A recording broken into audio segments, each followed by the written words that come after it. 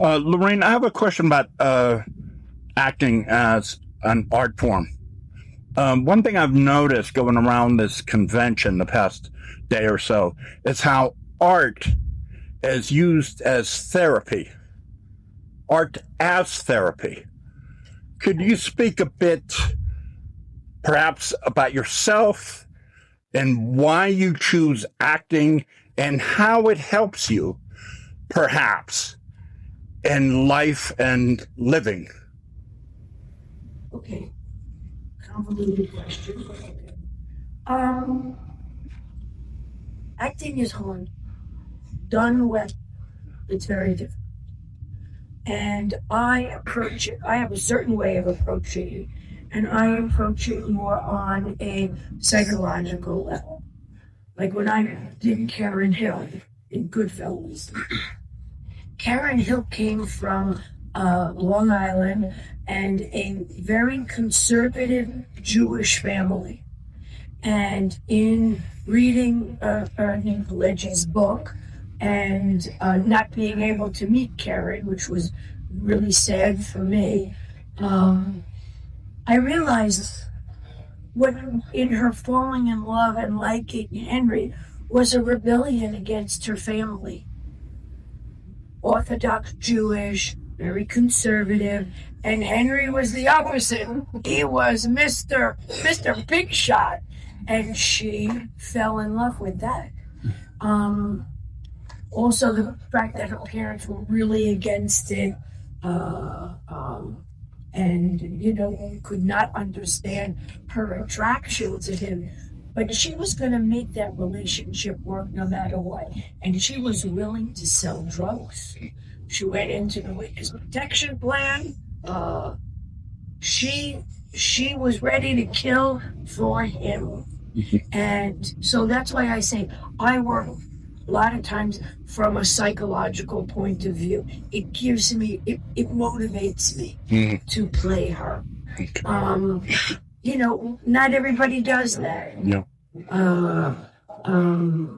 In Norna's, I said to myself, she was friends with Vince Vaughn's mom. The mom passed away, but she's known Vince from a little boy. So I treated him like a son. Yeah. I was willing to, crack him in the back of the head. It was okay. I was allowed to do that.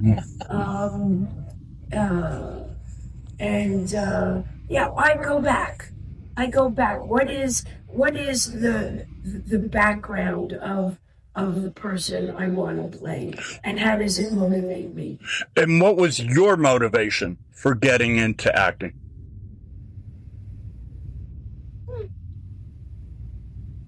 Well, I used to model. I lived in France and I modeled. And all of the editors of the magazines and the photographers I worked with, great photographers, great editors. They all said to me, you should go to Hollywood, you should be an actress. I was like, yeah, I'll get right on. I'm just going to ring the bell. Hello, hi.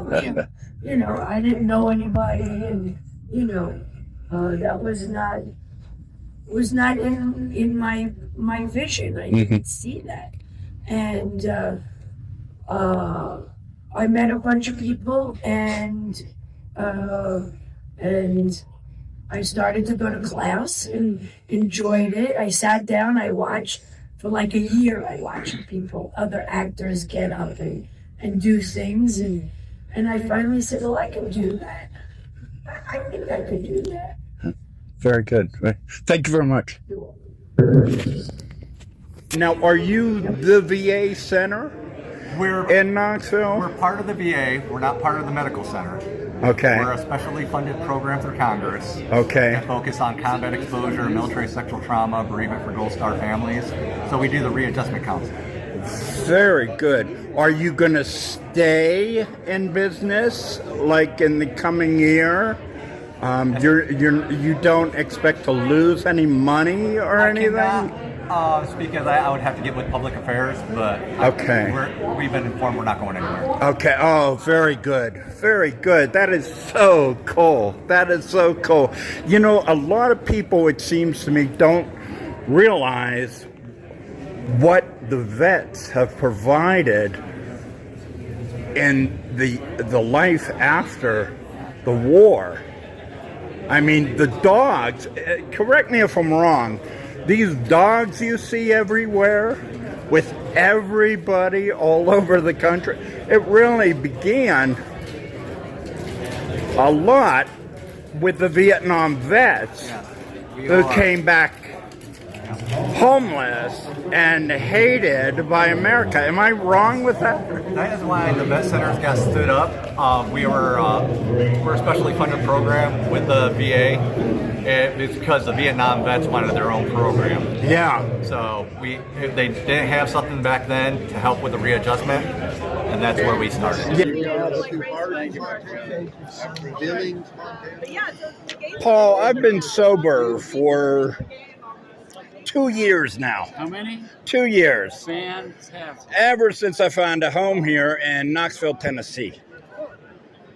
Now I have a question. Now, where do you live here? Yeah, right now. 2 years. How long? 34. Sober. Sober. And, you know, clean and sober, the world's a safer place. My question, how many times did you try to quit, Paul? Well, I had no intention of quitting. It was a really bad idea. You know, it's like I love being. I mean, I lived next door to Robert Mitchum. That put me in treatment twice. So you never had you never had that yen to quit. It was always like. I'll tell you a quick story. I did a. First of all, I tried to quit for my girlfriend. You know, just because she was leaving. That didn't work. I stayed, you know, I had sobriety for not sobriety, sobriety. Yeah. For 7 months. I went to Jamaica and did a project and got high. Then lied about it for years. I lied about it for years. What was your drug of choice, Paul? I was cocaine and alcohol, the staff of life. Okay, all right. Vodka and cocaine. Okay. But I did a gig in Oklahoma. Are you shooting this? Yeah, do you mind? Not at all. I went to Oklahoma City and I did a gig. I'd been up 3 days and nights, tooting and drinking, lying about it. I had a full tilt psychotic meltdown. I was beaten up by a monster nobody could see but me. I was thrown down escalator stairs. There's no escalator in that building. Yep. Steps were moving for me. Yeah. I canceled the gig till the next day. I told the audience that I'd had a reaction to my meds. Right. Which was true, because I was medicating my Right, I hear you. I hear you. Here's what happened. We all do it. The promoter of that gig was terrified. I went home and I drank on the plane home, and I called my dealer when I got there. And 5 days later, about 5 days, in a blackout, I called the doctor and said I wanted to go to treatment. He called the next guy, said, "Are you kidding? Somebody's using my body again." He said, "No, you called last night and said you didn't want to drive with your kids in the car loaded like your dad did because he died in a wreck." Right. And something happened. I went to treatment. 10 years later, I'm in Nashville back riding. I went and spoke at the jail. I go and I speak at the jail, and I go back to my hotel. Place is packed with these guys that are in with badges on. This is a long story, but I'm going to finish. Please, no. I'm going to finish it. 10 years sober. 10 years later, sober. 10 Okay. years All later, right. sober. All right. I'm a certified drug and alcohol counselor. I mean, I'm in it deep. Okay. I Okay. go in there and I go to my hotel room, and my key won't work for 3 days in a row. I go down there, I have to make my way through this crowd. I say, why the hell should I have to go through this crowd to the guy for a new key? And somebody taps me on the shoulder. I turn around and the guy says, "I don't want to bother you. I just want to say hi. I booked you 10 years ago." It was the promoter. I said, "Oh my God, were you the guy?" And when I did that whole thing, Yeah. I said, "I'm sober now." Well, I'm sober, and blah, blah, blah. I spoke at the jail. Right. Bragging. He said, "Yeah, I heard the rumors you were sober." So I went, "Oh my God, are you a friend of Bill?" He reached in his pocket, and he pulled out a chip Okay. for 17 years. Okay. 17 years, I did the math. I said, "You were 7 years sober." I said, "What'd you do?" He said, "I called my sponsor." I said, "What'd your sponsor do?" He said, "He hung up on me." I said, why? He said, so he could start calling other alcoholics, and we put together a prayer circle so that you would get sober. Ah. There's and I end every pitch with that story. I have your. Why were you surprised? Why? Yes, please. To Greg. I question, why were you surprised at the finale of A Star Is Born? because I love the song so much. That you wrote for Chris Christopherson, wasn't it? Well, I wrote With One More Look at You for her, but in the story, it's a song that he has written, as you know, that she discovered. But what's interesting is that when she ends that song, she goes into his song. It Much works so and well. That was never the plan, but when we heard it, we went, "Oh my God!" Who put it? Who I'm made it? taking a bunch of your Okay, time who made it to play? Ken Asher Ken was Asher- responsible for Ken that Asher- no. that combo at the end. No, Barbara put that together, but Ken and I wrote it. Oh my God! Craig, I've been. Thank you. All right, Paul. Really Okay, thank you. Thank you.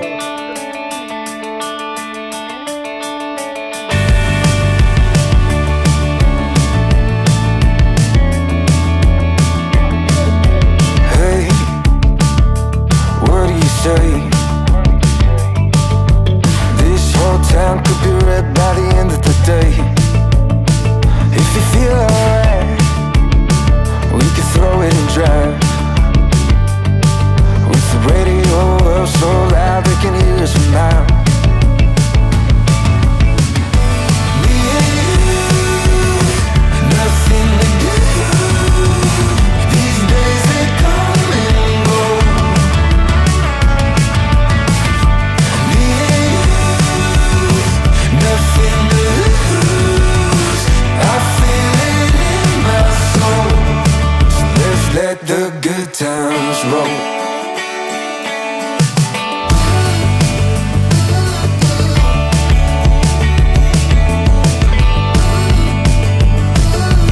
Down, we'll never come down. When the sun comes up, we'll be feeling how we do right now. Jason Hervey, Josh Soriano, and Dan the Repeller, the cat of the Wonderland.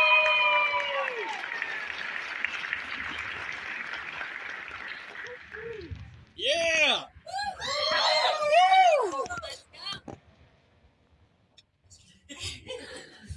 All right, welcome everyone. Thank you for being here. Welcome to Knoxville. Is anyone's first time here in Knoxville? Yeah? Well, this is your first convention ever. Give it up for your first convention ever. Yeah. So, Josh, I'll start with you. What makes it now the perfect time for you to start doing conventions and coming out and seeing the bands of the Wonder Years? It should be, yeah. Is it? No? I check one too. There we go. I needed a place to wear my t-shirt, first of all. No, I don't do these. I'm not really in the industry much on the performing side much anymore, so I didn't really feel like I needed to be here or that people wanted to see me, quite honestly. And, We want to see you. I We want to see you. Come on. Don't be shy. and then, the opportunity was to meet you all, first of all, and to see these guys, because I've seen each of them individually over the course of the years, but I've said this 100 times over the course of the last couple hours. This group of 6 has not been in the same room together, just this 6, in about 27 years.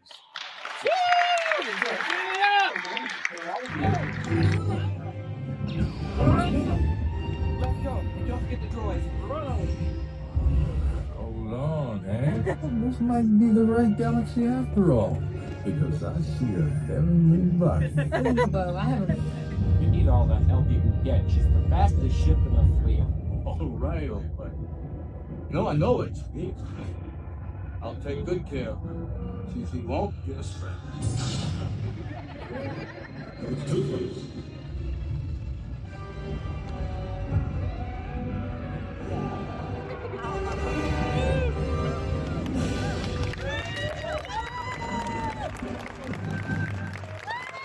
Welcome to the Galaxy, Billy D.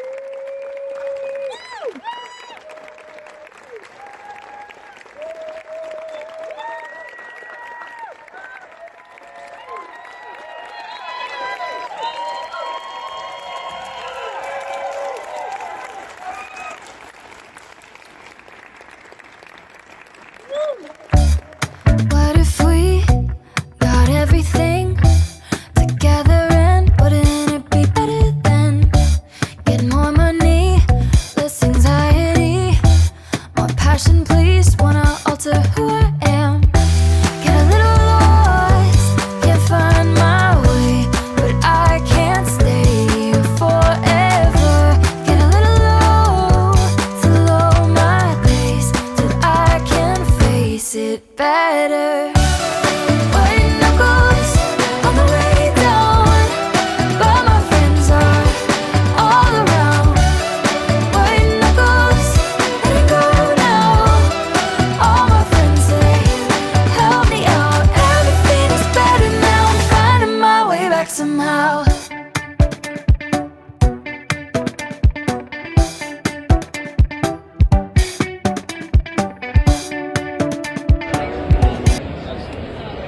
Expansion just became an amp, because you know it's better now, which is a 500. Yeah, I know, right? Oh my gosh, it's midnight.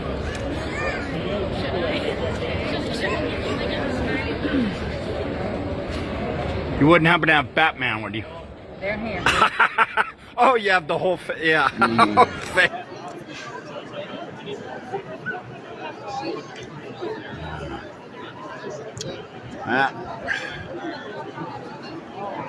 One of the longest lines here among the among the signers. I guess if Ronald Reagan could make it to the presidency, the Knox County mayor, Kane, is outlining here on the weekend a lot of big name stars.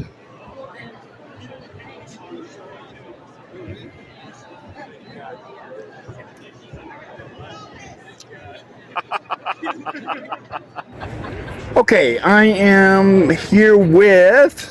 My name is Kevin Nichols. I go by Bearded Artist. Okay, and you are responsible for these all this artwork here? Correct. Yes. Anything in a frame is an original piece. It's all done with this little pencil here.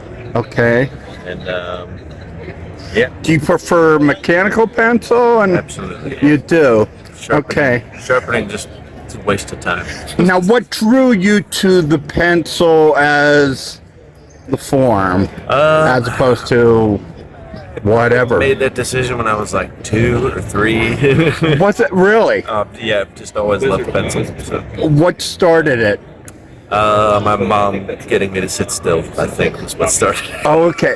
Okay. Were you a doodler, can I ask? Just between you and I? 100%. Oh, you were? I was constantly in trouble for drawing all over everything. Okay. So you began, I see. Okay. So you were the kind that I remember in class. Yes. That was always drawing, head down, and it looked like you were engaged in taking notes, and and you were creating this stuff. Yeah.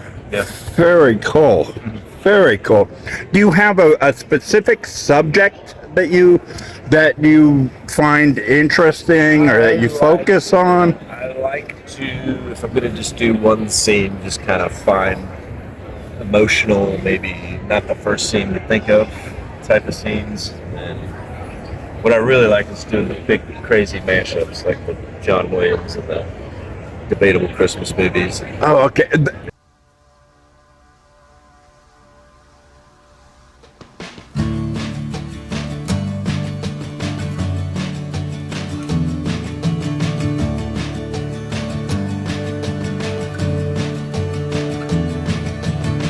Tune in and break away.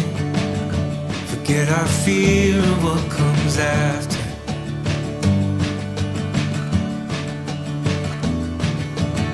We'll hold on for better days. Let our past begin to shatter.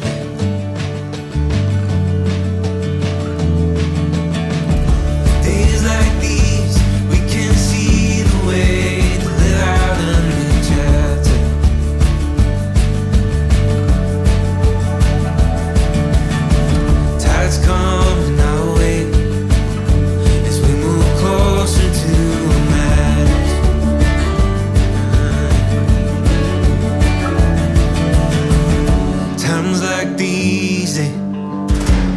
come and go, so let this feeling grow. Well, Kevin, you had a similar, Similar? Oh, in terms of. Dean, and since mine was Dean. No, in terms of like starting off and building your own puppets from a very young age, let's talk about that and how you got started. Yeah, well, my mom was a daycare mother, and also she sewed, and so she taught me how to sew in the sewing machine. I was really, and I started doing shows in the local where I was born, and but I was. But you weren't funny. You weren't funny. No, it wasn't funny. Well, how I found out it was funny is I would do it for her kids, her daycare kids, and if they started to run off or they start beating up each other and not looking at well, I would take that piece out of the show. So I had my audience, I knew what I was doing and everything, and then I just kept doing it locally, and then all of a sudden I started doing these shows. It was called the In the Harbor in Baltimore.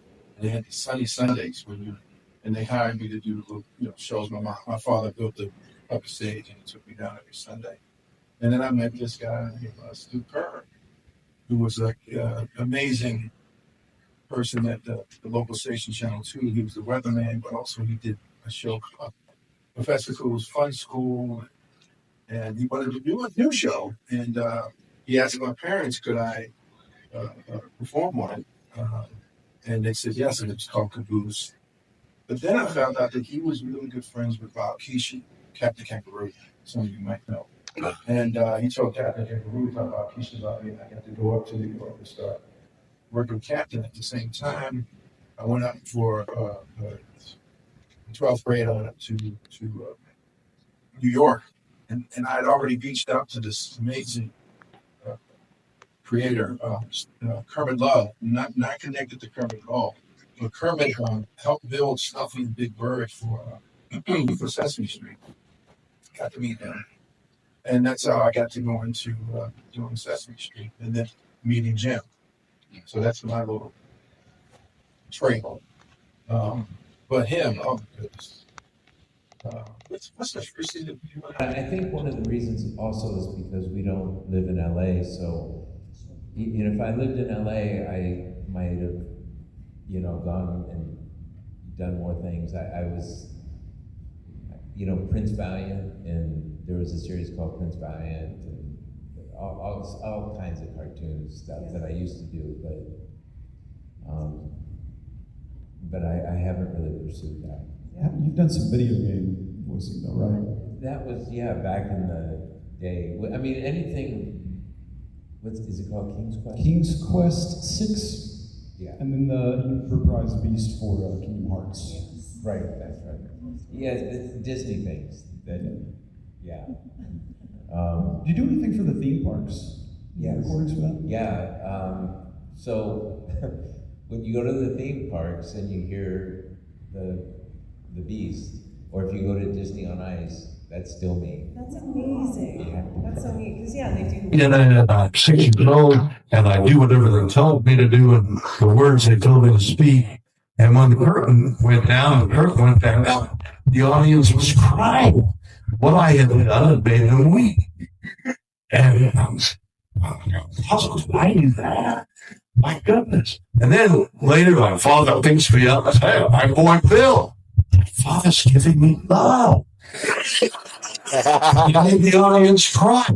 I've never done anything else. All I've done is been a performer all my life as a result of that incident when I was 6 years old. So I've endured all the people who surround celebrities who think, oh, I think I can make some money off that guy, and insinuate themselves by one means or another. They're all around us, surrounding us like sharks. Actually, sharks are good compared to these. Small shark. And we have enough time. I see your hand right here, and I notice your outfit. So perfectly dressed. I want to see. Yeah. What's up? What do you have to say? We gotta do it. Yeah. You sure? I mean, we can. Sounds good. All right. Let me jump on down. We go. We go. All right. I'm watching. So, would you have any advice for young actors? Yeah. That's really what a lot of my book is kind of about. It's talking to kind of this generation about things that I saw and they should kind of need to be on things you need to recognize. The first thing I would say to a young actor now is, do you want to be famous or do you want to be an actor? So I'll ask you that question. Do you want to be famous or do you want to be an actor? I mean, if I can be famous, I would just say No. It's a very specific and it's an adult question. Is your drive to be an actor because you really just want to be famous? Or do you want to be an actor, and if you happen to become famous and you have to deal with that, that's fine. They're two different things. Where did your thrill come from? Does your thrill come from everybody recognizing you, or does your thrill come from the actual action of performing on a stage and moving an audience with what you do? the acting. Okay. So now that you've told me that you want to be an actor, I think it's very important